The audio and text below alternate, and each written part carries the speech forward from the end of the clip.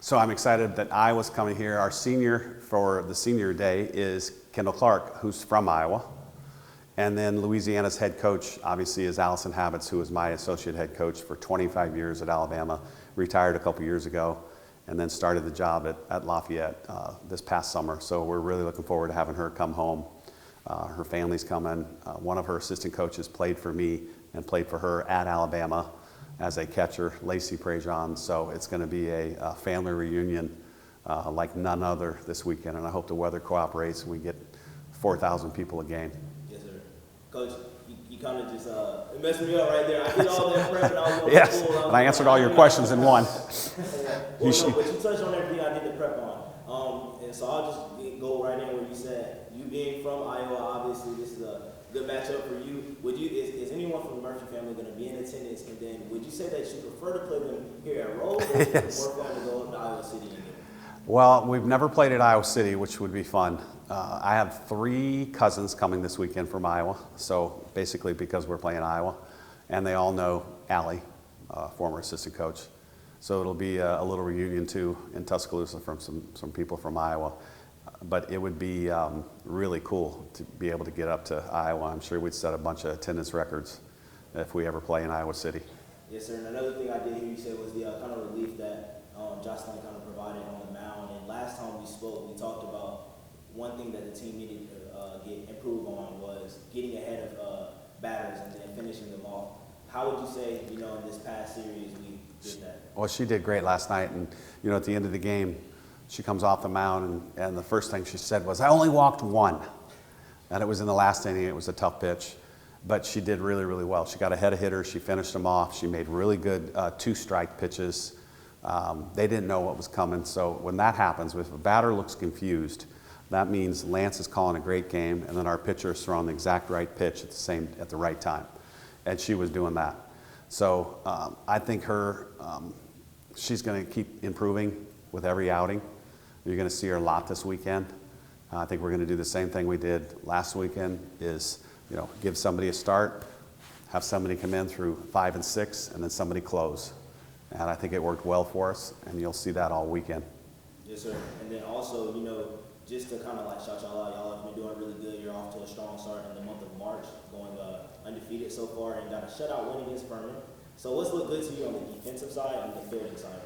I think one thing I went through the stats this morning, and one of the most impressive things is our catchers.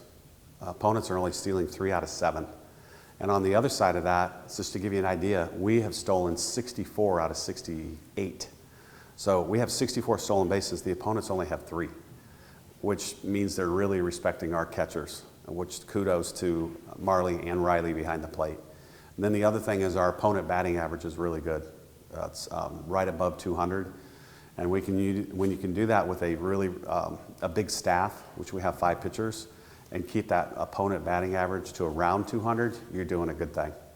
Yes, sir. And then obviously, just to touch back a little bit on Coach Habits and the time she spent here with, Bama, does it make the game a little bit more exciting for you, Coach? Oh yeah. I mean, it's, to be with somebody for 25 years, it's, we knew everything about her. She knew everything about us. I became a member of her family. She became a member of my family. I coached her in college at Louisiana. So my history goes way back to 1989, which none of you guys were probably even born or even thought about it. So I coached her in college. And then when I got the job at Alabama, I said, "Hey, get your butt over here. Let's start a program." And she did. And I don't think either one of us thought that either one of us was going to be here for 25 years. And, we went to 15 World Series with her. She was just the best servant leader I've ever seen. And now she's doing her own thing with her own program. And which is really cool is she went to school there. And she played 2 sports. She was a 1,000-point scorer in basketball. And somehow, some way, she also played softball for 4 years. So she was a hell of an athlete. And now she's doing great things with them. Yes, sir. One thing I noticed this past weekend was Kristen White, and just how the strategy kind of sometimes is changing. She's really fast. She's using her speed sometimes with the bunt, but then we also see her sometimes just go out there and swing. And in that last game or 3 games ago, we saw her get a runner batted in the first one. So how important is she in that role, and how helpful Well, number one, she's probably one of the best defensive center fielders in the country, so that's true. She's one of the fastest kids we've ever had. And then she's a triple threat, which means she can bunt, she can slap, and she can hit away. And what you really haven't seen yet is her true hitting away. And I think she's trying to get comfortable with that. But one of the teams we played, every outfielder came within 20 feet of the dirt. They're expecting her to just barely hit the ball. If she hits it, it's going to go over their head by a mile.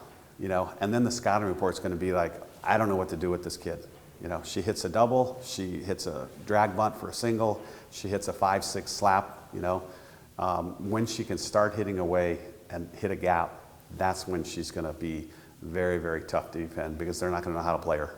Yes, sir. And not to give too much away of the game plan, but how do you know? How does she know? Like, is there a tell? Like, how do you know when you want to bunt, when you want to go out there and swing? Most of the time she decides, but if it's a specific situation where I want her to do something, I will give that signal of either hit, slap, or bunt. But most of the time she reads the defense herself, just like Audrey, and says, well, I think I can get a bunt down and be safe. And then that's totally up to her. And usually if they bunt, 75% of the time they're successful. Yes, sir. Yes, sir. Do you have any questions? All right, well, before we end things, he's got one thing. I got one. Let's go. So 10-game win streak now, how does that kind of play into keeping everyone motivated and like continuing to play at this high level still kind of early in the season? I think one of the biggest things with this team, we have 20 young ladies, they're all very capable of playing. I said last night, I was like, the hardest thing for me to do is make a lineup. Like I said, the fourth outfielder, she's hitting 471. It's just that she's in a group of 4 outfielders that almost all of them are hitting 500. So, and our 2 freshman infielders, one's hitting 364 and one's hitting 344 as freshmen, and they're not starting. So we have an abundance of talent. And, I said probably 2 or 3 weeks ago, this should be the best pinch hitting team we've ever had because everybody in the dugout that's not playing is capable of starting basically anywhere. And if I call your name off the bench in the 5th or 6th or 7th inning, chances are it's going to be a good outcome.